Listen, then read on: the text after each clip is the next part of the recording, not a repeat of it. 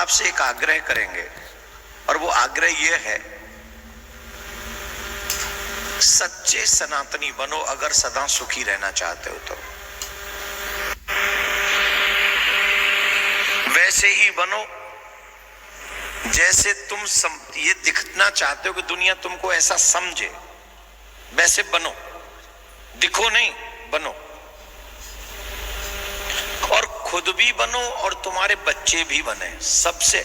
अब अगर हम कोई कहे कि हम अपने संस्कृति के लिए क्या कर सकते हैं, तो सबसे बड़ा काम अपनी संस्कृति के लिए आप कर सकते हो, एक तो खुद अच्छे बनो, दूसरा अपने बच्चों को अच्छा बना दो।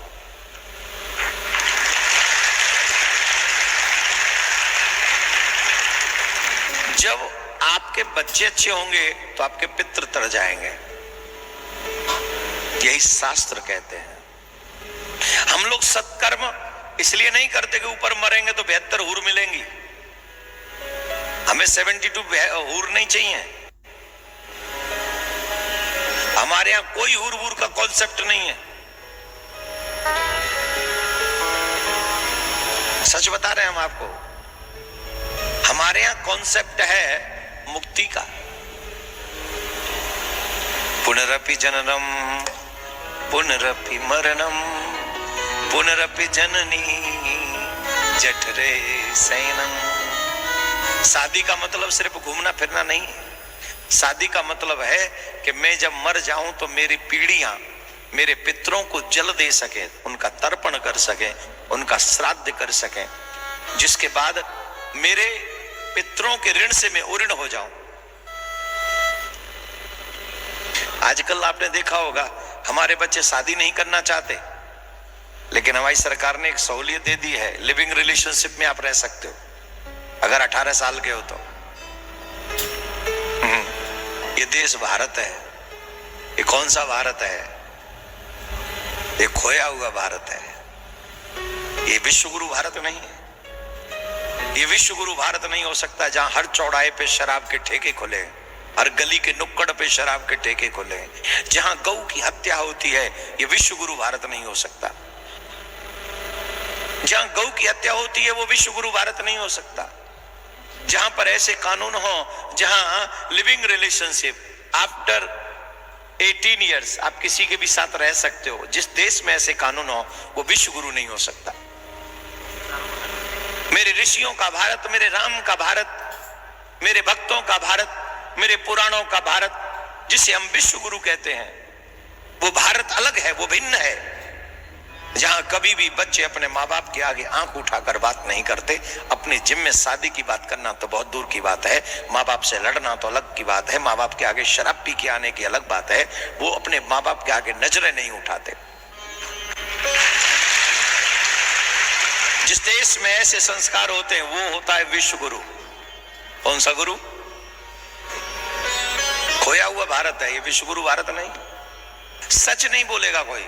सच बोलने से डर लगता है सबको। अगर सच बोलो और सच सुनो तो फिर सुधरने का चांस भी होंगे। चोरी से इकट्ठे किए हुए धन से न तुम्हारी औलाद का भला नहीं हो सकता।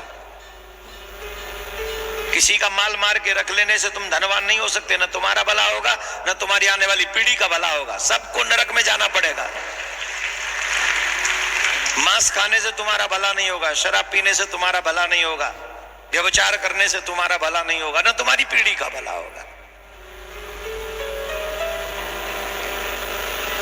मैं वो नहीं बोलता जो तुम्हें अच्छा लगता है, पर वो बोलने का प्रयास अवश्य करता हूं जो तुम्हारे लिए अच्छा होता है। मुझे लगता है कि ये जो युवा बच्चे बैठे हैं एक आशा लेकर आते हैं कि देवकी नंदन बोल रहा है तो हमारे लिए कुछ नई चीज बोलेगा। हमारे यहाँ नियम है कि आप मंदिर नहीं जा सकते पी के, शराब पी के आप मंदिर नहीं जा सकते। ये नियम है कि नहीं? और मोस्टली शराबी इस बात का ध्यान भी रखते हैं। कितना भी बड़ा शराबी हो इस बात का ध्यान रखता है कि मंदिर नहीं जाना। क्यों? मैंने पी रखी है। मैंने अब ईमानदारी से बताओ, जब तुम मंदिर पी के नहीं जा सकते तो जिस घर में तुम्हारी माँ बैठी है वो एक मंदिर नहीं करोड़ों मंदिरों से बड़ा है।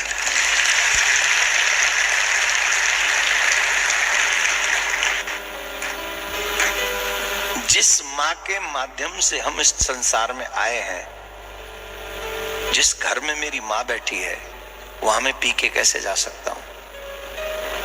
जहां मेरी बहन बैठी है, जो हर साल मेरी कलाई पर इसलिए राखी बांधती है कि मेरा भाई है तो मेरी रक्षा निश्चित करेगा,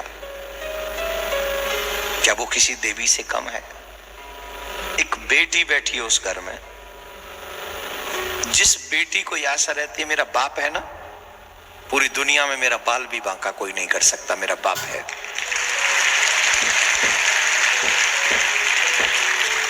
तो जिस घर में तुम्हारी बेटी बैठी है वहां तुम पी के जा सकते हो। एक और जो सबसे ब्यूटीफुल रिलेशन तुम्हारा उसी घर में है, कौन सा? योर स्वीट वाइफ, जिसे आप लक्ष्मी कहते हो, जिसे हम लक्ष्मी कहते हैं, जिसके बिना मेरे घर की शोभा नगण्य है। जिस घर में से लक्ष्मी 1-2 दिन के लिए अपने मायके जाती है ना, वो घर खाने को दौड़ता है पति को। जिस घर में तुम्हारी लक्ष्मी रहती है, उस घर में हम पी के कैसे जा सकते हैं? मैं हाथ जोड़ के आज सच्चे सनातनियों से, एक सनातनी होने के नाते एक भीख मांग रहा हूं। 2 चीजें अपने जीवन में से निकाल दो। शराब मत पियो, नशा मत करो, मांस मत खाओ। 2 चीजें जब आपके जीवन में से निकल जाएंगी, मैं वादा करता हूं तुम अरबों खरबों पति बनो न बनो, लेकिन मेरे ठाकुर की नजर में देवतुल्य जरूर बनो।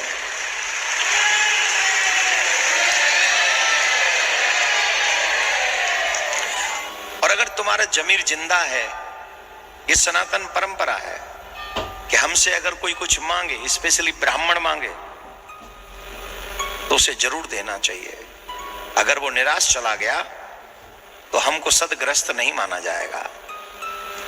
मैं आपसे भिक्षा मांगता हूं आपके कल्याण की, आपके घर के विकास की, आपकी उन्नति की, आपके पदोन्नति की, आपके विचार की उन्नति की, आपके परलोक की उन्नति की, आपके पितरों की प्रसन्नता की उन्नति की।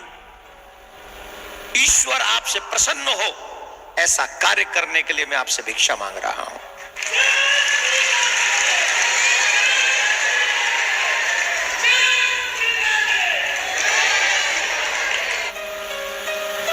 जिस घर में मदिरा पान होती है और जिस घर में मांस खाया जाता है, न तो वहां देवी देवता उस पूजा को स्वीकार करते हैं, न पितृ स्वीकार करते हैं। अब आप सोचिए, जिस घर में पितृ भी पूजा स्वीकार न करें और जिस घर में देवता भी पूजा स्वीकार न करें, उस घर का उत्थान कैसे होगा, जरा बताइए। अगर आप हिंदू हैं तो आपको शास्त्रों की बात पे बिलीव करना पड़ेगा,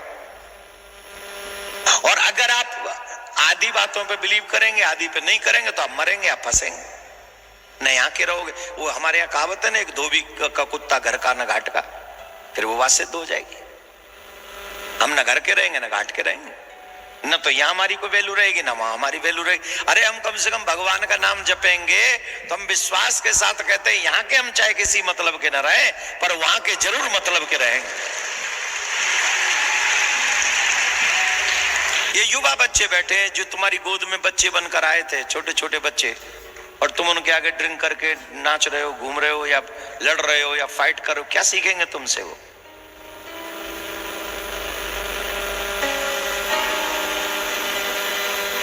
मैं आपसे आग्रह करता हूं, ईश्वर के सच्चे भक्त बनो, सच्चे सनातनी बनो, सच्चे धर्मात्मा बनो, नकली नहीं। अगर आप असली धर्मात्मा बनेंगे तो ठाकुर जी तुम्हारे ऊपर कृपा करेंगे, इसमें कोई संशय नहीं। और हमने तो देखा है, बहुत सारे मुस्लिम, उनके परिवार शराब नहीं पीते। तुमसे ज्यादा कट्टर हैं वो इस विषय में, वो नहीं पीते। वो खाते हैं क्योंकि उनका धर्म ऐसा परमिशन देता है, पीते नहीं है वो। और हमारे यहाँ ना तो खाने की परमिशन और ना पीने की परमिशन, और हम दोनों बिना परमिशन के करते हैं। और जितना पैसा ज्यादा आया वो ही ज्यादा करते हैं।